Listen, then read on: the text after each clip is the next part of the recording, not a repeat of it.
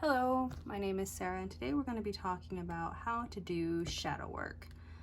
This is in response to a reply that was made on one of my videos that everybody talks about what decks are good for shadow work, but nobody actually discusses how to actually do shadow work. So that's what we're going to do today.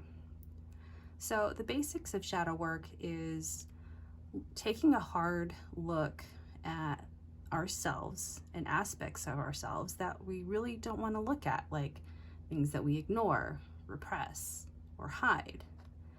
And the point of doing shadow work is to change destructive behaviors, to heal the past, and to become a happier, more balanced person, to make better choices for our future.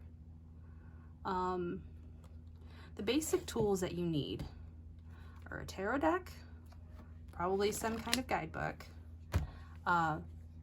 meditation, and a journal. These are the basics of what you need. So part of the process of doing shadow work is picking your deck. Now, you can technically use any deck you want for shadow work. If you're going to be using the Rider-Waite-Smith or any variation of the Rider-Waite-Smith, you can probably get away with having one decent guidebook, like, Holistic Tarot, for example, because it has reverse meanings in here. And that is the main part that I use that, for shadow work is the reverse meanings. So any, Rider-Waite-Smith based deck, you can use this, this guidebook or similar guidebooks to start off with shadow work. Now, if you're like, I want something different, then you can go with one of these, an actual deck that is darker in nature and has more, darker imagery. Why use a dark deck versus, a traditional Rider-Waite? Mainly because the dark decks have imagery that you can further use for intuitive purposes. So like, you're obviously not going to find this image in the Rider-Waite-Smith, so there are other aspects, so that's why a lot of dark decks are used for shadow work. And I would suggest researching and finding a good dark deck that has a pretty, substantial guidebook. Like this one, for example, see, for this card, here's, the shadow aspect of it. And I mean, it has a bunch of information. So it has like, a decent chunk for shadow work.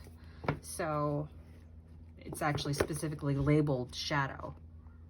So that's one reason why you can, why a lot of people like darker image decks specific for shadow work. But you don't have to. Say you don't like dark decks and you want something else that's like, I want something that has some meat to it. Not really a fan of Rider-Waite-Smith. Don't want a dark deck. Well, here's another option, Dreams of Gaia. Now it says tarot, but it does deviate from the tarot structure just a little bit, just mainly with the majors, but nevertheless, it's not technically a dark deck, but it has a ton of beautiful imagery. And the guidebook is where the money's at, because for Ace of Earth, it has all of this information right here to work with, which is substantial. That's a lot to take in for shadow work. So you have choices when it comes to, you're not limited to just dark image decks. You have a variety to choose from. Now, I would recommend using a tarot deck versus an oracle deck for shadow work. I think, at least in the beginning, you know, you can always supplement, but I think that the core portion of the reading should be done with tarot. That now, this is my personal opinion, and then a supplement, you know,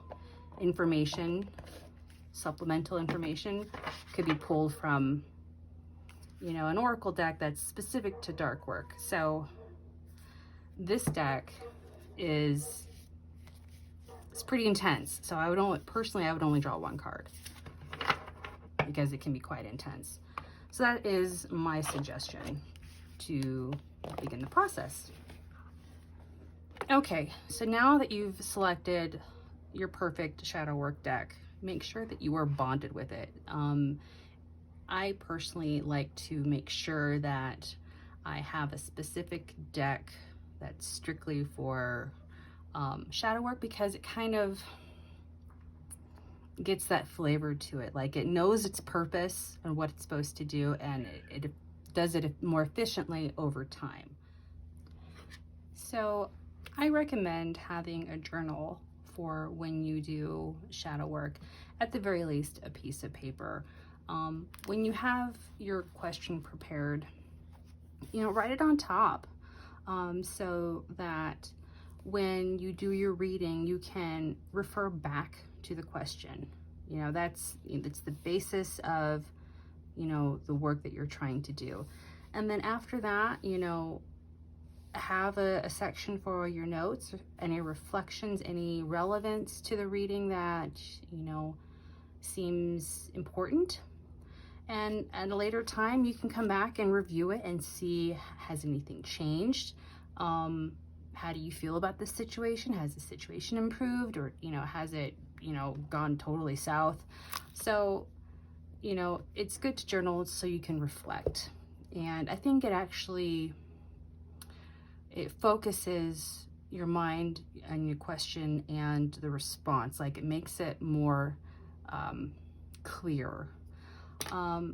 Also keep in mind that this work is very draining. It can be intense and sometimes overwhelming. So do not forget to ground and clear your space. Okay, so you have your journal, your pen, and your deck of choice. So the first thing you're going to need is some kind of shadow work spread. Now, if you Google shadow work spread, you're going to come across a ton of different ones. I would review them and pick one that really speaks to you. And if it doesn't work out, there is always another option for you. So I'm going to show you a very simple 4-card shadow work spread that is, you know, quick and to the point. So card number 1, what have you been ignoring or suppressing in that is in opposition to your highest good? So that would be reversed. Why have you been ignoring or suppressing this? Would be card number 2, also reversed. How to overcome this? Now this would be the upright. And then lastly, where will you pull your strength from to overcome this? So in this spread, these 2 are the negative cards, and then these 2 would be like basically the advice of how to overcome it. So it's good to know what you're facing, what your challenges are, and then how to overcome it. That's the whole point of doing shadow work, is like, it's good to know what you need to work on and what's affecting you in the negative aspect, but how do you fix it? So here's some advice. So I wanted to mention really quickly that although I do recommend definitely using tarot, you don't have to strictly just use tarot. Like, for example, the Celtic Tree Oracle uses oghams, and these have upright and reverse meanings, and you can use this just as well as, you know, a tarot deck. Now you will get slightly different answers. These are more like energy type of answers and readings, but it is, you know, you can definitely use this as well. You're not limited to just tarot. Okay, so we're gonna do a 7-card one. So card number 1, what is the darkness that I have been avoiding? Oh, that's fitting. Card number 2, how has it been affecting me? So that's going to be reversed. How has it been affecting others? Card number 3. What about it can I use to help me? Now this one I feel would be upright. What has the potential to hurt me? This would be reversed, and this goes here. How can I heal myself? This would be upright. And what light can I use to balance it all out? That would also be upright. So this spread is good because not only does it address what is the issue, but how to fix it.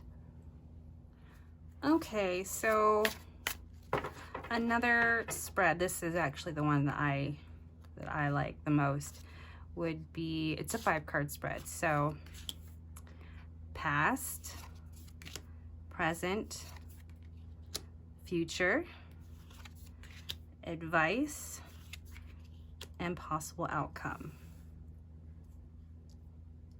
So these 3 I would read in the negative aspect, and then these 2 I would read in the positive aspect.